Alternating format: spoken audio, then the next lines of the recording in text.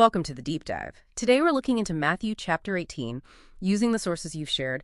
It's a chapter packed with really foundational ideas for community, how we interact. Our mission is to unpack some core truths here about humility, responsibility, and forgiveness, things we think are directly relevant for you. Okay, let's unpack this. So it kicks off with the disciples asking Jesus, who then is the greatest in the kingdom of heaven? Pretty common question, I suppose.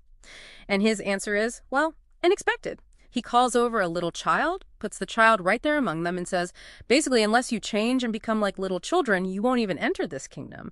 And he points out that taking the lowly position of this child is what makes one great. Welcoming a child like this, that's like welcoming Jesus himself. I'm fascinating here is how completely this flips the script on greatness. Yeah. Usually it's about power, status, right? But Jesus grounds it in, well, vulnerability. Openness, almost a dependence. It's less about being childish, more about adopting that posture of humility and connection. Really challenges who we tend to value, doesn't it? Yeah, it does. And then the tone shifts pretty dramatically from this gentle image of a child to a really severe warning about causing one of these little ones, those who believe, to stumble. He says it'd be better to have a huge millstone tied around your neck and be drowned in the sea. I mean, that's incredibly stark imagery. Cutting off a hand or foot if it causes sin, it highlights the seriousness. Exactly. That millstone image, it's about an utterly devastating, irreversible consequence. There's no coming back from that. It underscores the immense weight of responsibility we have, especially for those who might be more vulnerable in their faith. If we connect this to the bigger picture, it asks us, what's the real value of each person? Your actions have profound impact. And this connects directly to the parable of the wandering sheep. Jesus poses the question, if a shepherd has 100 sheep and just one wanders off, won't he leave the 99 safe on the hills to go search for that single lost one? Of course he will. And finding that one brings more joy, he says, than the 99 that were never lost. The point being, your Father in heaven is not willing that any of these little ones should perish. Every single person matters immensely. Their recovery is cause for huge celebration. That really drives home the value of the individual.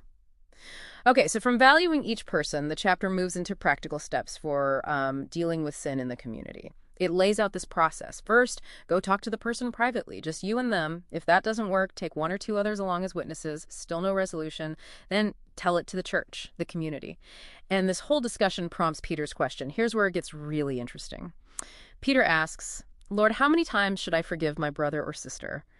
Up to 7 times. You can almost hear him thinking he's being quite generous there. Right. 7 seems like a clear, maybe even high number. But Jesus' answer is radical. Not 7 times, he says, but 77 times. Some translations say 70 times 7. Either way, it basically means stop counting. It signifies boundless forgiveness. And he immediately tells the parable of the unmerciful servant to illustrate. There's a king settling accounts. A servant owes him 10,000 bags of gold.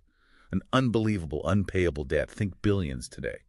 The king, moved by pity, just cancels it, wipes the slate clean, lets him go free. Incredible act of mercy. But then that servant, fresh off being forgiven this massive debt, goes out and finds a fellow servant who owes him, 100 silver coins? A tiny fraction, like pocket change in comparison. And he grabs the guy, starts choking him, demands repayment now, and has him thrown in prison. The other servants see this, they're rightly outraged, and they tell the master, and the master is furious, calls the first servant back in, he reinstates the original debt and hands him over to the jailers to be tortured until he should pay back all he owed.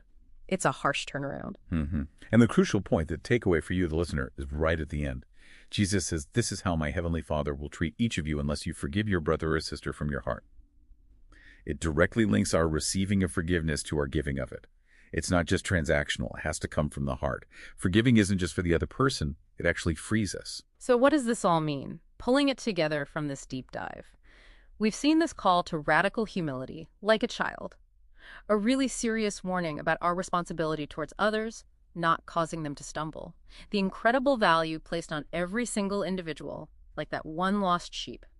And finally, this mandate for unlimited, heartfelt forgiveness shown so powerfully in the parable. Indeed.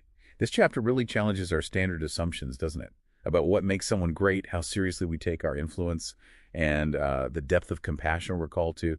It forces reflection on how we actually treat people, especially the ones society might overlook or the ones who've wronged us. It's like a blueprint for a different kind of community. So here's a final thought for you to consider. How might intentionally practicing this level of forgiveness and truly valuing every single person, even seeing them as that precious one lost sheep, how might that fundamentally change your daily interactions and the communities you're part of? Something to ponder.